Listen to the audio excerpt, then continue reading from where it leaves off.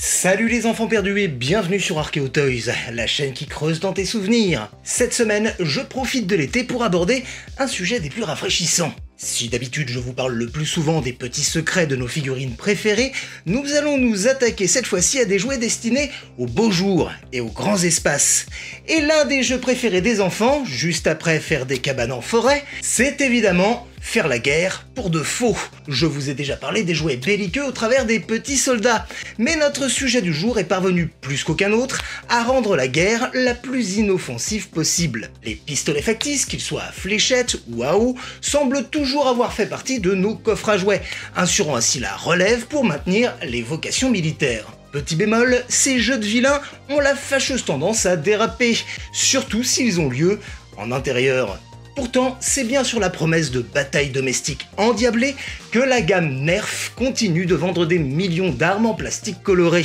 Et ni les jeunes bambins qui aujourd'hui poursuivent leurs frères, leurs sœurs, leurs animaux de compagnie armés d'une sulfateuse siglée Fortnite, ni leurs parents désespérés par ce déluge de projectiles en mousse, n'imaginent les secrets que cache ce jouet qui a fêté en 2020 son 50e anniversaire. Mais plus qu'aucun autre, Nerf se révèle être une marque de jouets protéiforme qui a su au fil des années s'adapter à toutes les modes et à toutes les polémiques de manière parfois insolite. Alors rangez le vase de grand-mère, cachez le chat sous le canapé et préparez-vous, c'est l'heure de jouer avec vos Nerfs. Les jouets d'extérieur n'ont pas toujours été sans danger, comme si une fois qu'ils étaient éloignés des fenêtres et des bibelots, les enfants pouvaient sans problème s'envoyer des fléchettes en acier de 20 cm. Mais au fil des années 60, la médiatisation croissante des incidents domestiques va pousser les fabricants à proposer des jouets plus inoffensifs. Se souvenant des parties de ballons d'intérieur apocalyptiques de son enfance, le créateur Rain Geyer, déjà derrière le Twister en 67, va proposer 2 ans plus tard au fabricant Parker Bros un projet de balle en mousse très légère. Connu pour le Monopoly ou le Cluedo, l'éditeur de jeux de société venait d'être racheté par le géant de l'alimentaire General Mills et cherche alors à se diversifier. Les mousses de polystyrène et de polyuréthane utilisées les intéressent beaucoup. Elles sont assez denses pour être jouables et trop légères pour faire des dégâts. Mais les jeux de plein air développés par Rain pour accompagner la balle, comme une batte de baseball ou une raquette, finiront à la corbeille. Pour l'instant, Parker Bros se contentera de la balle. Le Nerf était né. Il tiendrait son nom des barres rembourrées de mousse utilisées sur les 4x4, les Nerf Bars. En 1970, les magasins vont donc proposer une balle toute simple dans une petite boîte en carton carré, avec pour principal argument qu'elle est absolument sans danger, pas même pour un bébé ou une personne âgée.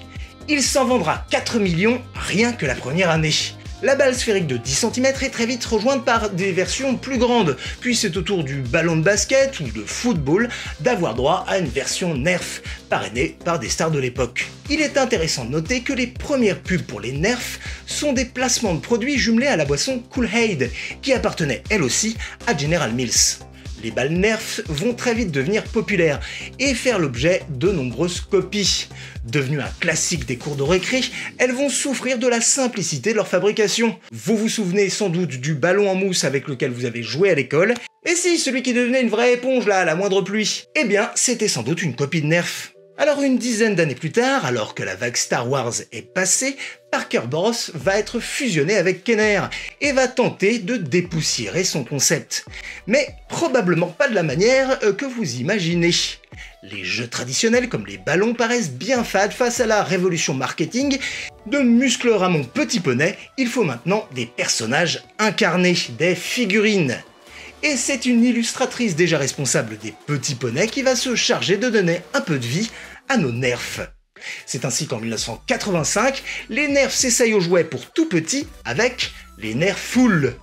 Une gamme complète de personnages sphériques qui abandonne ici la mousse pour le vinyle. Chaque personnage est constitué de 3 pièces interchangeables, un peu à la manière des patatou. Mais on trouve aussi des maisons, des véhicules, un univers complet, avec tout de même des lanceurs permettant d'envoyer un Nerf Full au loin ou de faire la toupie. Mais la gamme est rapidement retirée du marché, et la série 2 ne dépassera jamais le stade du prototype. Et c'est finalement sous la forme de cadeaux alimentaires que les Nerf Full termineront leur courte carrière avec des séries offertes chez Burger King, puis dans les céréales Cheerios. Ce mélange a dû être un peu indigeste, car au même moment, General Mills cherche à vendre sa branche de jouets. Et l'histoire est connue, c'est le fabricant de petits camions Tonka qui va racheter l'ensemble en s'endettant fortement, et en 91, c'est le géant du jouet Hasbro qui récupère le gros lot. La génération MTV, biberonnée au grunge et aux Simpsons, est en recherche de frissons, et au pays de G.I. Joe, on aime tout particulièrement les armes. Assez pour qu'à la fin des années 80, certaines sociétés aient la bonne idée de proposer des pistolets à eau ultra réalistes. Il ne faudra pas longtemps pour que les incidents se multiplient, obligeant les fabricants et les législateurs à se pencher sur le sujet. L'ajout d'un embout orange sur le canon devient alors obligatoire dans certains pays, et le gouvernement américain exhorte les fabricants à préférer des modèles plus éloignés du réel.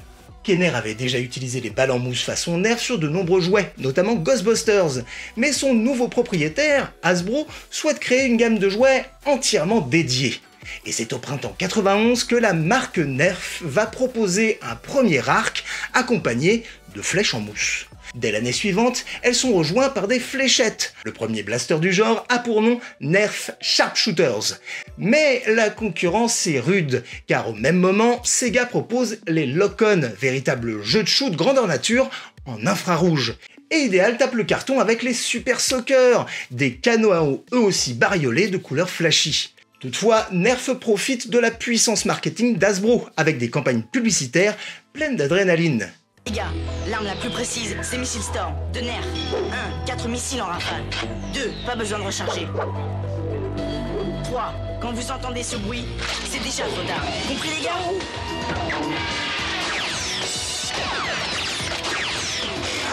Missile Storm, c'est Nerf ou c'est rien. Chaque année voit son lot de nouveautés avec une gamme sport qui va se dériver sur quasiment tous les sports d'extérieur, du golf au frisbee, en passant par le ping-pong, le foot ou le roller. Tout est bon pour recycler l'existant. En 97, la NASA accepte de collaborer sur une aile permettant de faire voler une fléchette le plus longtemps possible. Mais la révolution va venir dans les années 2000. À l'heure où Half-Life et Quake 3 font frémir les ados, les plus jeunes vont pouvoir profiter de nombreuses innovations. En 2004, Nerf lance la gamme N-Strike qui, comme son nom ne l'indique pas, permet d'utiliser des modules communs entre les blasters, notamment les chargeurs. Notez que Nerf n'utilise que rarement le mot gun et préfère le terme blaster qui sent bon la science-fiction. La campagne publicitaire ne tourne plus seulement autour des enfants, mais met en scène de jeunes adultes. Le Nerf fait alors son apparition dans les startups, au même titre que le baby-foot.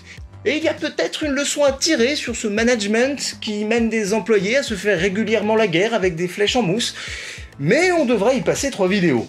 Le vrai tournant arrivera en 2008 avec le Vulcain, une sulfateuse envoyant des fléchettes en tir automatique grâce à un moteur électrique. En 2010, Hasbro, qui a récupéré la propriété des canons à eau Super Soaker, décide de mêler les deux gammes.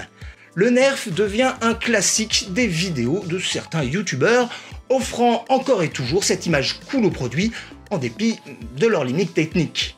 Mais la marque Nerf continue ses recherches d'innovation dans tous les domaines, y compris celui du sport, avec des résultats pas toujours concluants, comme le système de lunettes pour jouer au ballon dans le noir sans éclairage.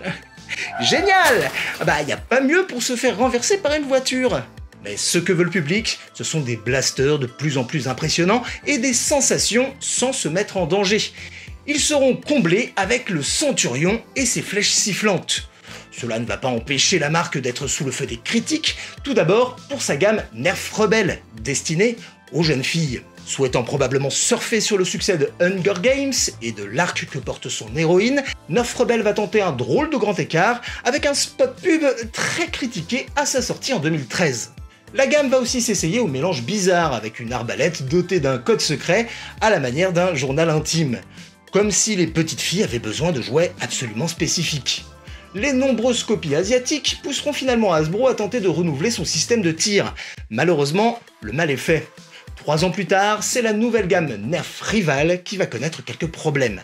Ces blasters ne tirent non plus des fléchettes, mais des billes en mousse à des vitesses hallucinantes, plus de 100 km/h si on en croit la boîte. Destinées aux plus de 14 ans, ces petites balles ne sont pas sans danger et plusieurs pays les menaceront de retrait. Mais ça n'empêchera pas Nerf d'innover et de multiplier les collections et les sorties.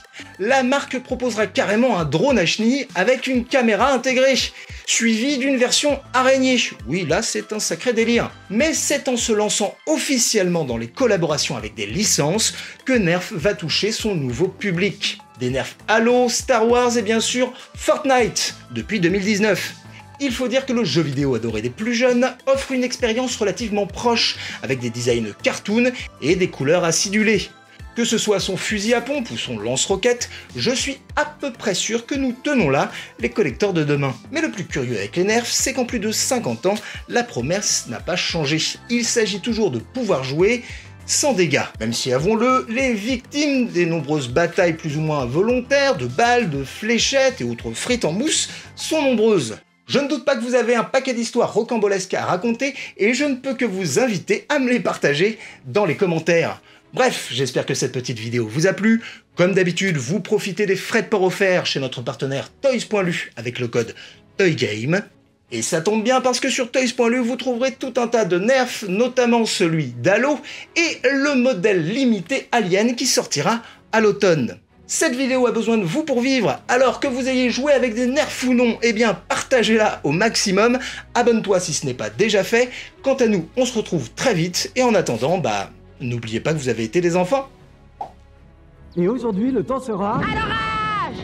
Mais pas un orage de grêle, un orage de flèches avec le Firestorm Nerf. Pise un peu. Il peut lancer 6 flèches sans recharger. Alors, pigé? Firestorm, c'est Nerf.